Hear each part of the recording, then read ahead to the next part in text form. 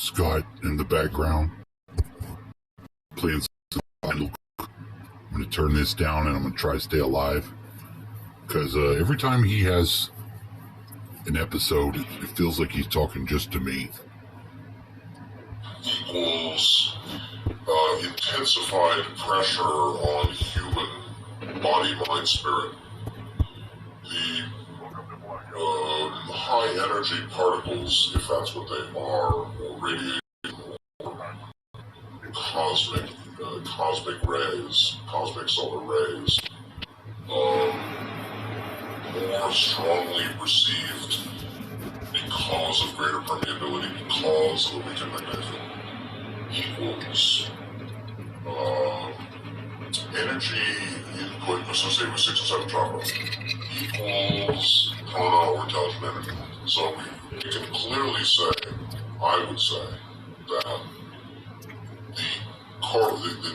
what's coming through to the earth and human bodies and mind is more associated or resonant with 6 chakra energies, 7 chakra energies, and intelligent energy or prana itself. So it's blue, indigo, violet, white, prana, clear light. That's what's coming in. What's coming in is of the end of the light spectrum. It's not red, right? It's not red. It's ultraviolet. The same light and radiation. Same. So while that may kill bodies or promote cancer or accelerate pathology and psychopathology, it's also usable to whatever degree we don't get burnt or fried for higher chakra activation, particularly contact with intelligent infinity, 6-7, contact or access to intelligent energy, 6, wisdom, 5, and integration with love, or heartful honesty, authenticity, 4. So the whole working of the higher triad, lower triad 1, 2, 3, the higher triads are 2, you could say, 4, 5, 6, and 5, 6, 7. The 7 is really not personal. It's not a personal matter here. So it's not a matter of me and you. It's the intelligent infinity that may well be contacted by 6. Contact with intelligent infinity equals 6 accessing 7. The contactor is 6, or 1 through 6. The contactee is 7, or intelligent infinity itself. All of that correlates to the nature resonant with the energies coming through more fully to humanity today. Particularly 6-7, but 5-6-7. So, energetics associated with 5th and 6th and 7th chakras are heavily in play now. And red ray too. You know, the pranic, you've got energies of all sorts, of all points of the energy spectrum, visible and non-visible. I'm not a scientist, so I don't always have the right terms, but the visible light spectrum, the invisible spectra, portions of the spectra of energy, low and high, are all more fully in play. And that's going to be, that is catalyst that will intensify all processes. Not only more polarization, positive, negative, the good getting better, the bad getting worse. It also thins the veil between the physical and the astral, or 3D space-time and 3D time-space, 3D time-space, which is the astral plane, low, middle, and high. The astral plane is not just demons, and it's not just astral city. The astral plane is low, middle, and high, which is 3D time-space, which is, 3.4, 5, 6, 7, you can say. While the physical space-time plane is 3.1, 3.2, 3.3. There are different ways of looking at that. But the membrane or veil between the physical and the astral plane, the whole of the astral plane, which is god forms and demonics and hell sufferers in the low end, and servers of love light in the middle, and some black magicians, and some rishis and sages and Vimalakirti and Patanjali and their friends at 3.66. So that's called Heaven Realm. It's above Summerland, by the way. So Summerland is close to Astral City, if you're looking for a map of the astral.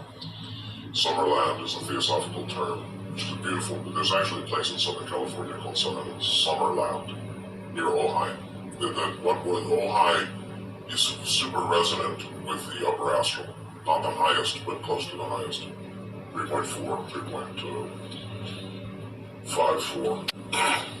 Summerland, California, Ojai, California, Southern California. Lots of spiritualists were there in the early 20th century. It has a very fine, that was a very important time there. They anchored something. In any case, the veil between the physical and the astral, low, middle, and high, is also thinner. So there'll be more possession of entities.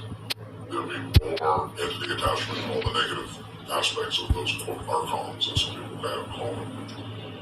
But there's more access to the great rishis who live on the astral. You know, some rishis and workers of the I Ching didn't depart. They could go to sixth density, but they choose to stay as like a bodhisattva at 3.6. Right? These are good guys. And so you see a picture of them on some previous video cover images. So they're more accessible too. Sixth chakra working is more doable. Fifth chakra wisdom development, knowing clearly, is purification of the head nadis is more doable, if you know what I mean. So it's a good time for practice, it's a good time for spiritual development. More suffering as well, more misery, more people are stuck, more suicidality, and more stupid behavior, and more pretzel logic, and complete voluntary entanglement and psychosis is also occurring. And so all of that is associated with the weakening magnetic field, it would seem to me.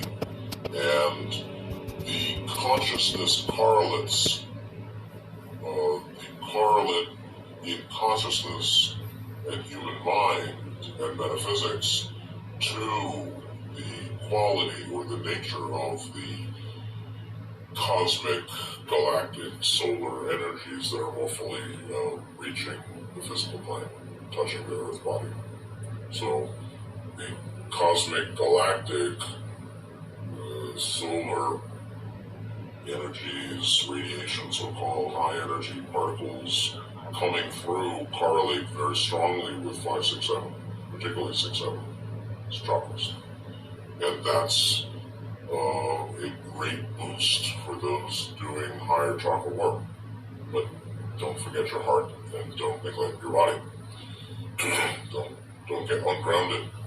So staying grounded, taking care of your eating, your sleeping, and your physical life, and being sensitive to people around you rather than, being curmudgeon or being totally dissociative or detached from humanity or misanthropic. Don't fall into misanthropy. It's not a good idea.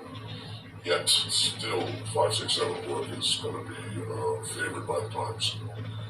By the times of the greater radiatory influence available or inevitable to humanity at this time. So, then, okay. And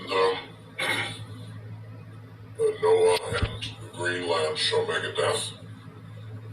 That's what depopulation means, So people can easily talk about eugenics at the party or depopulation with some sorrow.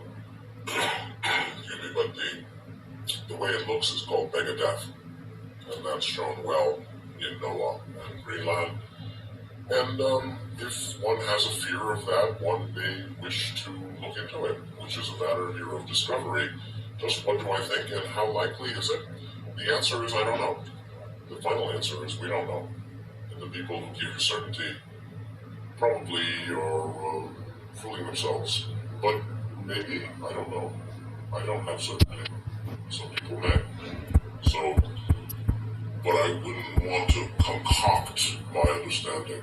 I wouldn't want to fabricate, ferment, some kind of. I wouldn't want forthskanda. I wouldn't want to ferment and fashion and fabricate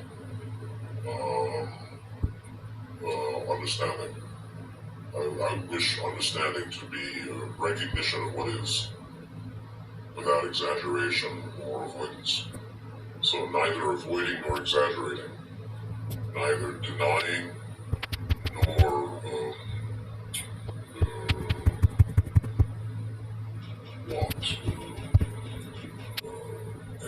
falling into excessive,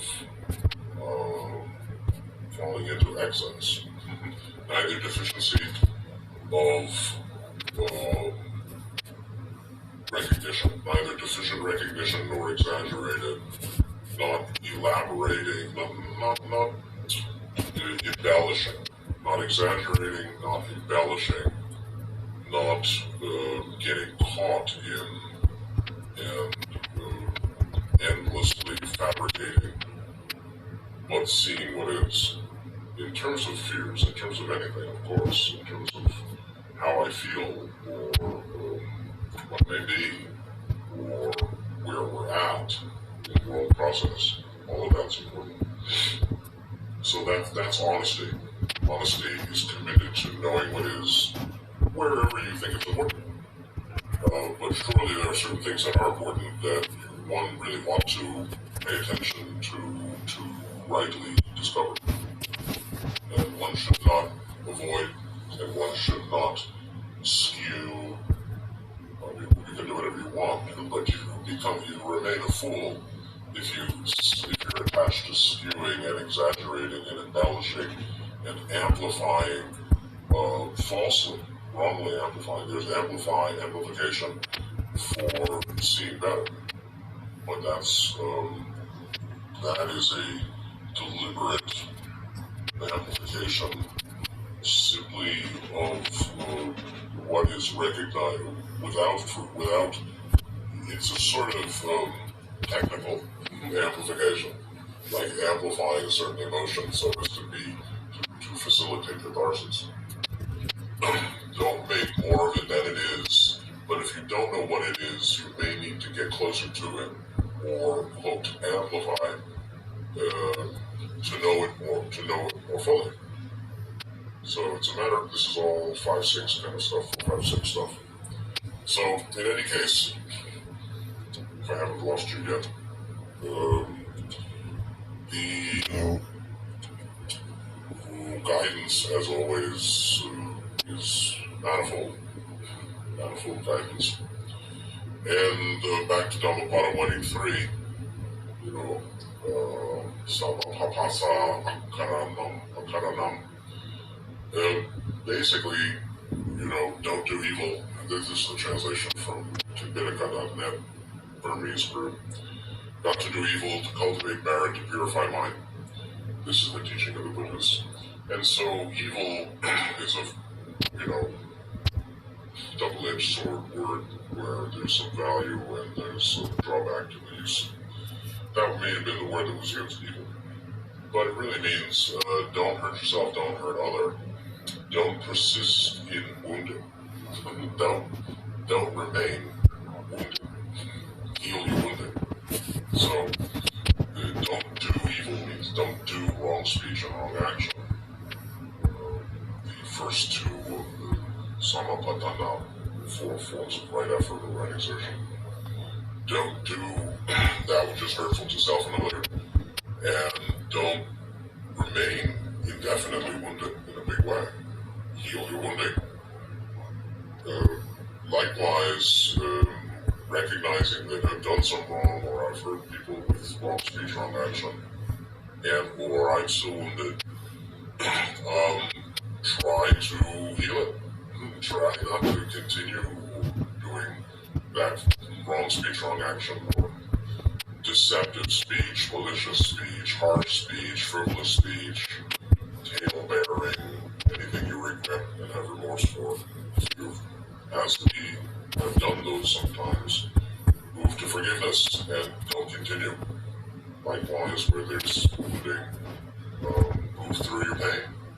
And if you can't, it's up to you. You can, and if you don't, you're not. So it's your life.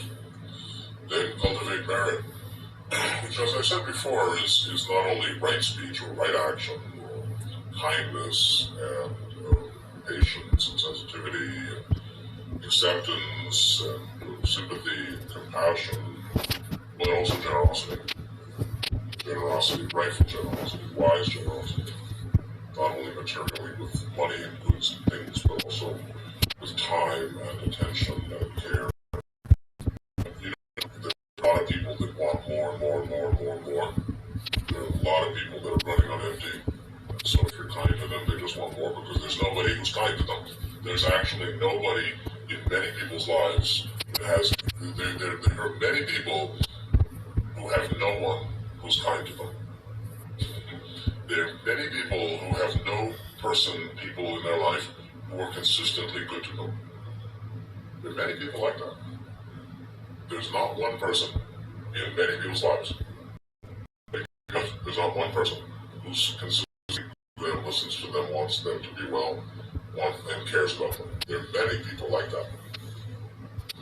And, that's a karmic return too. But